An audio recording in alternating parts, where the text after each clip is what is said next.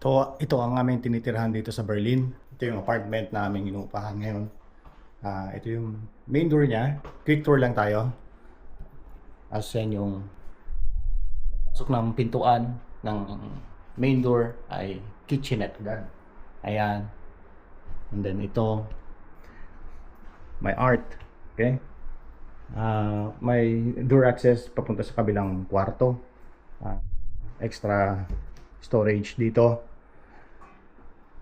Maganda yung kanyang kitchenette. At meron siyang isang kwarto.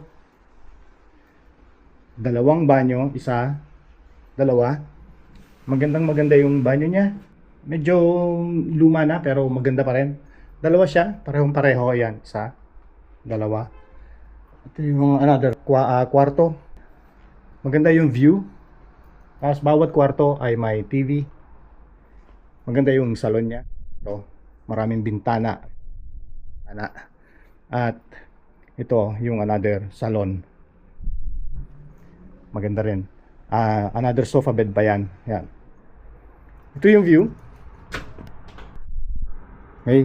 Sa part na yon, doon sa may area na yon, nandoon yung ng Berlin Wall. At ayan.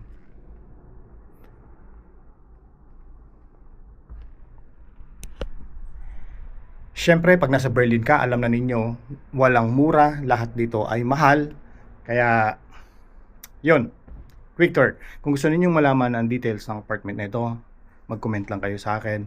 Or pwede kayong magtanong. Basta sa comment, okay? Huwag na ninyo akong i-direct message kasi yung iba nagde-direct message sa akin ng mga tanong. Napakagandang maglakad-lakad dito sa Alexanderplatz, dito sa paligid ng Alexanderplatz. Dahil napakaraming attractions din dito, kagaya nitong malaking ano yan? Yung fountain na yan, si Poseidon yan. Ayan, wait, pakita ko sa inyo. Napakagandang fountain din ito, interesting din. Kaya dapat makita din ninyo ito. Andito lang din yan sa gilid ng yan, yung TV tower nila, yung famous TV tower nila. Maraming dapat makita rito eh. Yan, itong yung katedral, yung simbahan na yan. Tapos nandito yung katedral, Berlin Cathedral, nandito sa paligid. About 5 minutes walk lang din galing dito sa Alexanderplatz. Yan. Itong Alexanderplatz, isa ito sa spot na dapat yung bisitahin dito sa Berlin kasi hindi pwedeng hindi. Nandito siya sa east side ng wall noon, nung nakatayo pa yung wall. Basta, maraming history, maraming nangyari, maraming naging kaganapan dito. Naging sentro siya ng kultura, ng art, at naging sentro siya ng kalakaran dito sa Berlin. At ito yung pinakamasayang lugar noon, noong panahon ng Cold War. So dapat yung bisitahin, itong Alexanderplatz. Yan pala, yun yung yung katedral. Isa yan sa dapat yung puntahan. Malapit lang yan, walkable lang, galing dito sa Alexanderplatz. So, yun ang isang dahilan kung bakit ang Alexanderplatz ay naging famous spot dito dahil sentro siya ng lahat ng mga bagay-bagay dito sa Berlin. Tapos sobrang lakas ng hangin. Marami pa kaming pupuntahan, hindi pa kami tapos mag-travel. Dumaan lang kami dito sa Berlin kasi matagal-tagal na rin kaming hindi nakabalik dito simula nung unang punta namin. Kaya napag-isipan namin na dumaan dito ulit dito sa Berlin.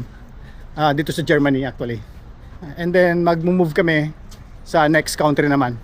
Hindi pa namin alam, hindi pa kami nakakapag-desisyon kung saan kami pupunta galing dito. Tingnan nyo to, ang ganda. Ganda oh. Ginagawa siya sa kahoy. Ganda.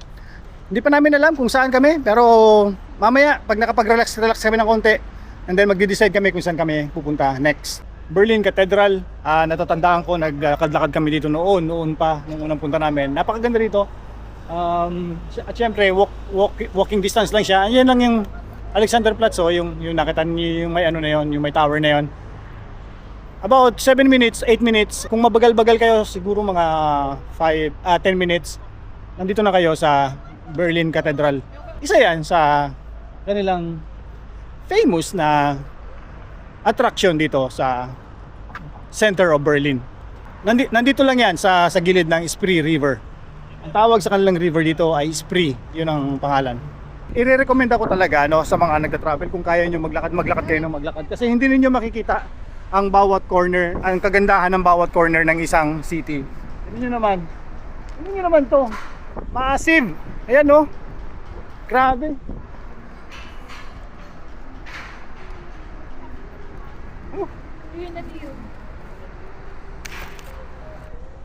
Wow. Amazing yan. Oh my God.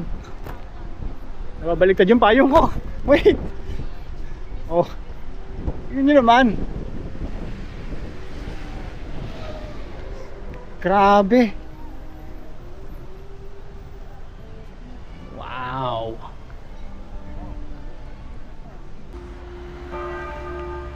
Wow. My God, ang laki. Grabe.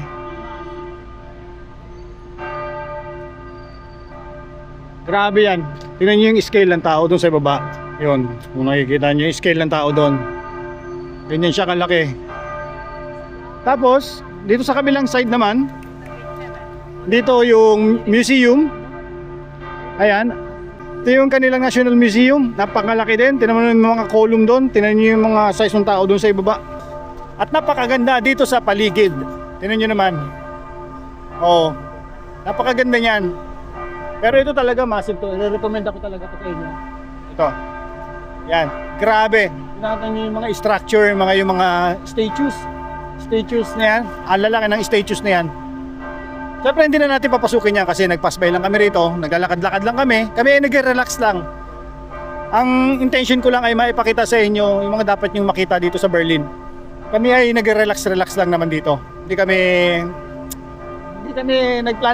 nagpaplanong pumasok ngayon sa mga ganyan at saka sa mga museums. Pakita ko lang sa inyo yung mga spots, mga lugar, ganun lang. Ayan. Ito yan National Museums, isa yan. Ang Berlin Cathedral, yan, isa yan. Magkakadikit lang sila. So, parang 2 birds in 1 stone. Ganun ang mangyayari pag nagpunta kayo dito.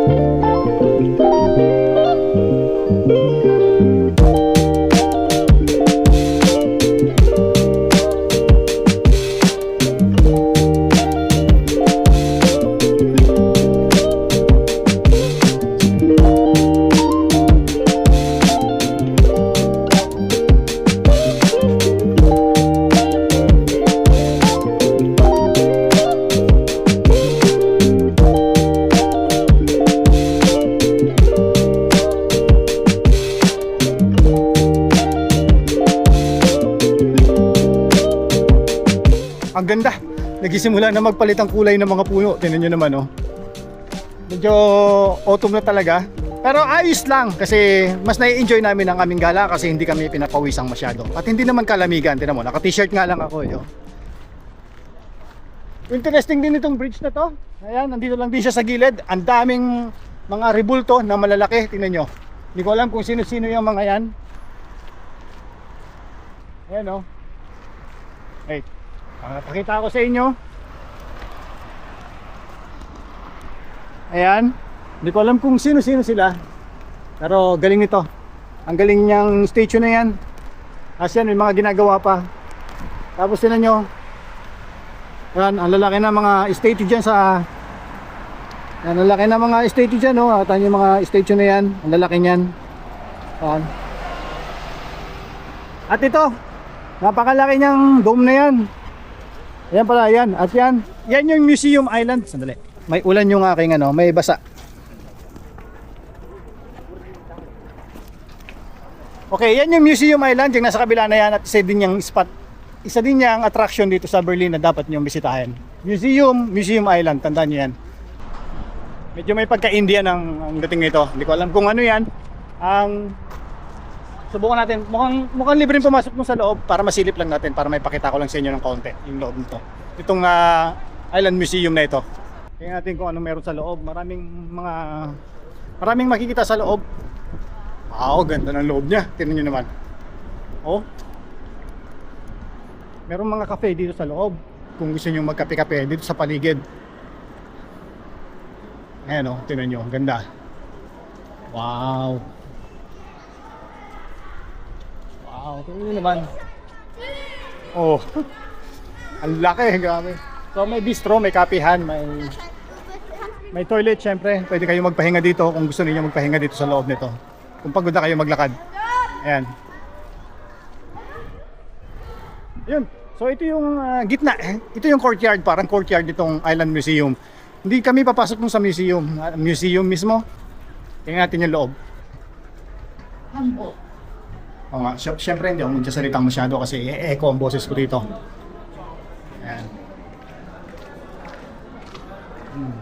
Ayan. Medyo may kalakihan siya. I-recommenda ko rin na bisitahin ninyo ito. Hindi kami papasok doon sa museum mismo, pero nandito kami sa loob ng building. Ito yun. Ito ang loob ng building niya. Okay. Interesting din. Yung loob pa lang ng building, interesting. Kahit hindi na isama yung museum. Kasi tingnan niyo, no? Pakita ko. So, makikita ninyo yung dome from here. Ayan, no? Tapos magandang structure. Ayan. Tapos may magandang display dito. Wala na akong masyadong maisip na famous spot dito. I think marami pa pero yun yung mga alam ko na dapat yung bisitahin. So kaya tatapusin ko na itong aking video dito at sana ay nagustuhan ninyo ang aking mga ipinakita sa inyo dito sa Berlin. Sana ay huwag niyong kalimutan mag-subscribe kung napanood ninyo ito sa YouTube at follow naman kung napanood ninyo ito sa dito sa Facebook. Maraming salamat sa inyong lahat at sana ay mag-ingat kayo. Always remember, life is short, so make every journey worth remembering. See you next time. See you sa next city. See you sa next country. Peace.